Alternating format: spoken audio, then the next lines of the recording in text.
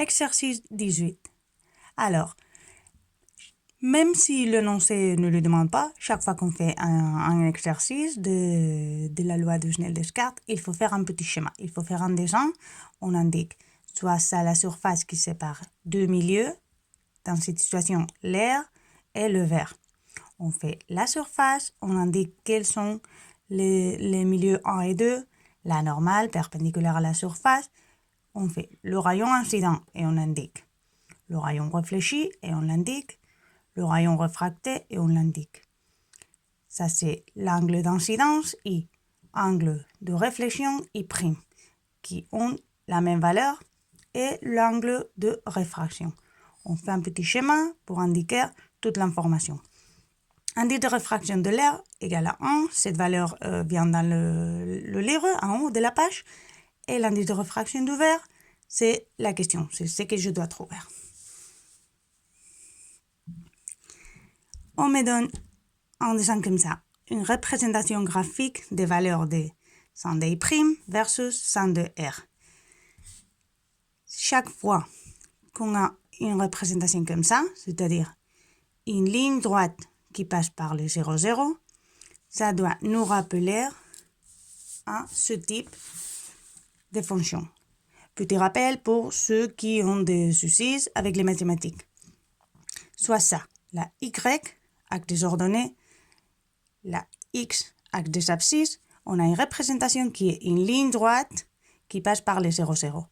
Ça, c'est toujours la représentation d'une fonction linéaire. Fonction linéaire, c'est du type y égale à a fois x.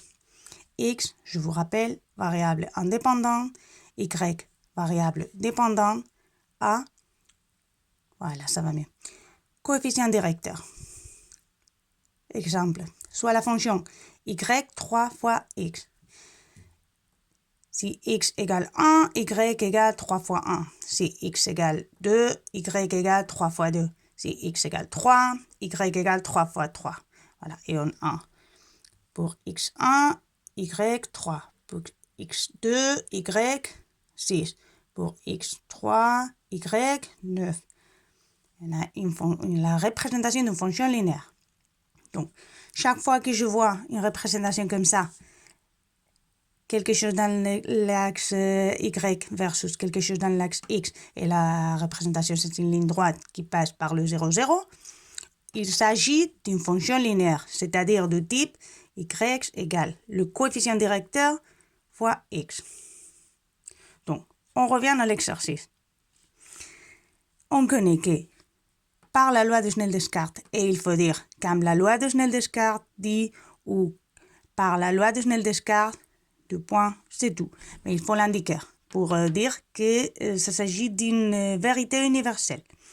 Donc, on connaît que l'indice de réfraction du milieu 1 fois le 100 de l'angle réfléchi égale l'indice de réfraction du milieu 2 fois le 100 de l'angle réfracté.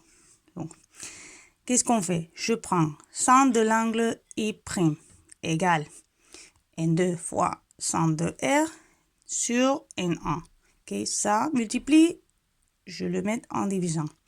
C'est-à-dire, ça vous dit quelque chose? Ça vous rappelle 100 de I',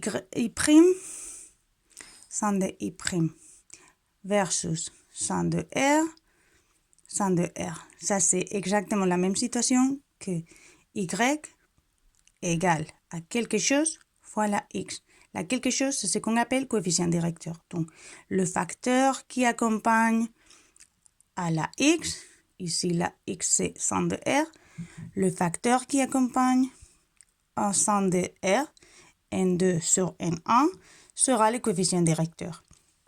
Alors, si par la méthode graphique ou Excel ou à partir de l'équation, ça dépend de l'exercice, je connais le coefficient directeur de cette graphe, je peux trouver la N2, car je sais déjà que N1 égale 1.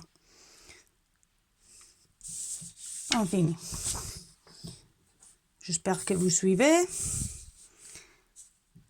Donc, ce que je dois trouver, c'est N2 sur N1. Pourquoi? Parce que je sais que N1 égale à 1.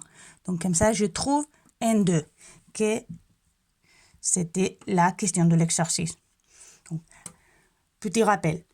À partir du graphe de représentation d'une fonction linéaire, et je sais que c'est une fonction linéaire parce que c'est une ligne droite qui passe par le 0, 0, je vais trouver les coefficients directeurs. Les coefficients directeurs, c'est les facteurs qui accompagnent à la variable indépendante x. Si je trouve les coefficients directeurs, dans cette situation, c'est l'indice de réfraction du milieu 2 sur l'indice de réfraction du milieu 1. Comme je connais l'indice de réfraction du milieu 1, c'est l'air, je vais trouver l'indice de réfraction du milieu 2. Donc voilà, c'est juste appliquer des mathématiques. Si n'importe quelle fonction linéaire est du type y égale à a fois x, a, le coefficient directeur, sera y sur x. Quand on a quelques valeurs de y et de y et quelques valeurs de x, on peut prendre cette valeur de x et cette valeur de y, ou cette là. Mais si on a une représentation, c'est beaucoup plus précis de faire la méthode que vous avez déjà fait dans le TP d'étalonnage chez Coca-Cola. Y final moins y initial sur x final moins x initial. C'est-à-dire, on traduit tout ça à notre équation à partir de la loi de Snell-Descartes. Ça, c'est le coefficient directeur que je cherche. Donc,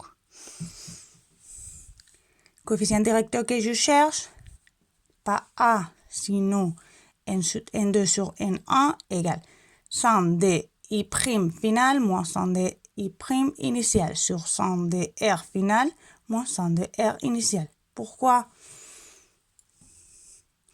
Car la Y, dans l'axe des ordonnées, c'est 100 de I' et la X, c'est 100 de R.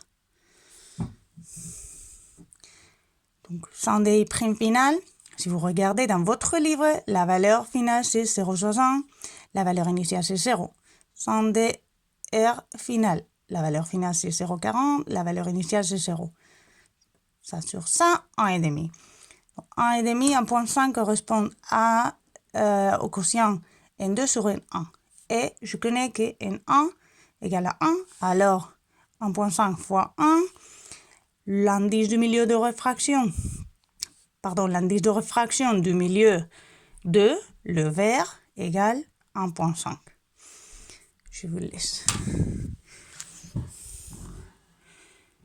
Tout l'exercice.